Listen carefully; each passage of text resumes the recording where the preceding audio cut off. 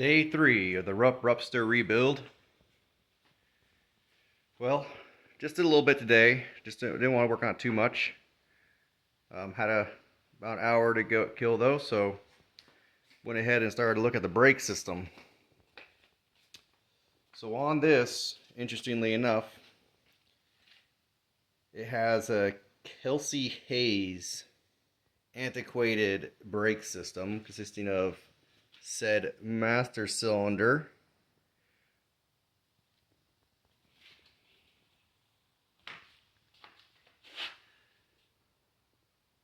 right here.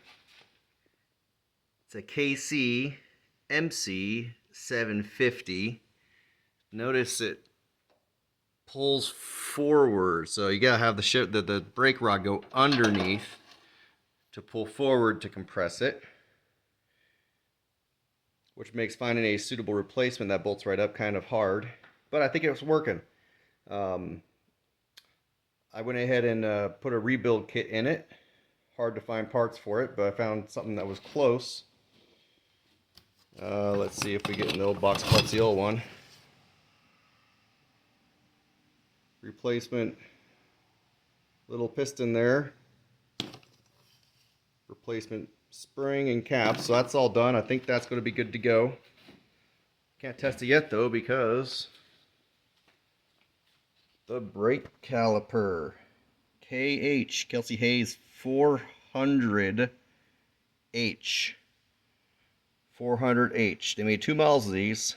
The H, I am guessing, stands for hydraulic, because there's also a manual version with a lever. These are also very hard to find. If you find one, they seem to be very expensive, even in used condition. So, this caliper is kind of interesting because there's no slide pins. It goes like that, bolts up tight, piston comes out and compresses it. But you think it only wear on one side, so it had me wondering how that works. But I came around here and found on the disc, if you can see that rusted disc, I gotta get that cleaned up still. Let's see if I can show you here. The disc slides on the axle. So, no slide pins needed.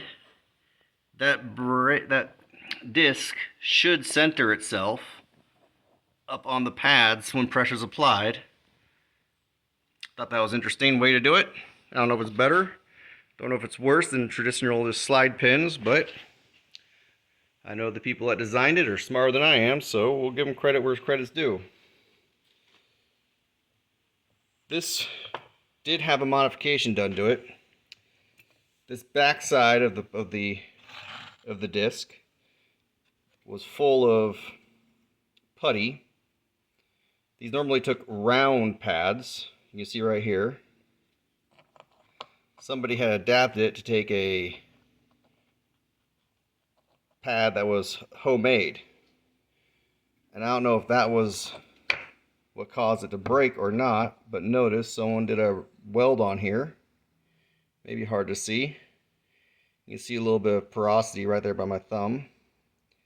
The weld comes all the way across, and you can see it better on the back side.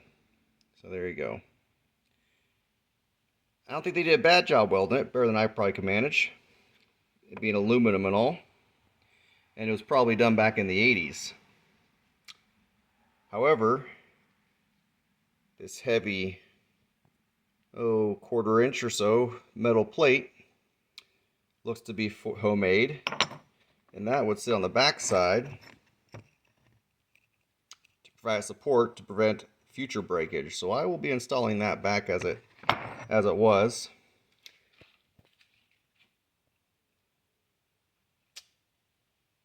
And that should get these brakes working. I got to order one part. The O-ring, don't see any nicks or chafes in it, but when you put it on the piston here, which normally you take the piston apart to put it on, see how that stretches right over there, and it seems just a little stretched. So I think I found a replacement for it. I'll verify with some measurements. And you can see them there if you can read my writing. And we'll see if that fixes the problem. After that, these brakes should be good to go. And we'll get on to the wiring. The wiring is an absolute mess. I'm going to just do bare minimum on this. I'll worry about lights in later if I decide I want that. You'll notice the sign of desperate times there with that wire connector. We'll go ahead and trim all that out, and we'll either solder them up or we'll put some proper butt connectors on. And the coil wires are also, you see this, what used to be white one right here, going to the number 2 cylinder coil, is just wrapped around right there to make contact. So we'll put another butt splice on that. Kill switch, using a spark tester and just the pull cord, I found that if we connect the center 2 terminals on here, it kills spark to both terminals. If we connect just one to ground, it just kills that one cylinder, and vice versa. So I think the kill switch, just to keep things simple to get this thing going, we'll just put a switch between the two center terminals there. Other than that, this project's coming along quite nicely. I mentioned I had already rebuilt these carburetors. But it's been a few years, so I might just pop the bowls off them and blow some carb cleaner through them just to verify function. Fuel pump's been replaced. Found one that was close enough, and it bolted on the block. It's a little pulse pump, utilizing crankcase pulses.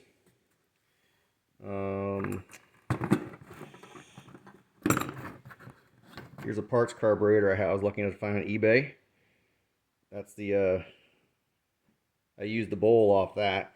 You can see that one's got a little with the JB weld on the bottom, and put the bowl on the carburetor that came with it. And then these air filters. Normally a snow machine wouldn't run air filters like this. I wasn't running air filters for a while. I put them on there, and that's when I had the problem. So I don't know if it's creating too much suction coming up from the float bowl, pulling the gas in, and that's why this thing ran away on me, or if there's another issue. The original Ruppster, I'll show you. This air box right here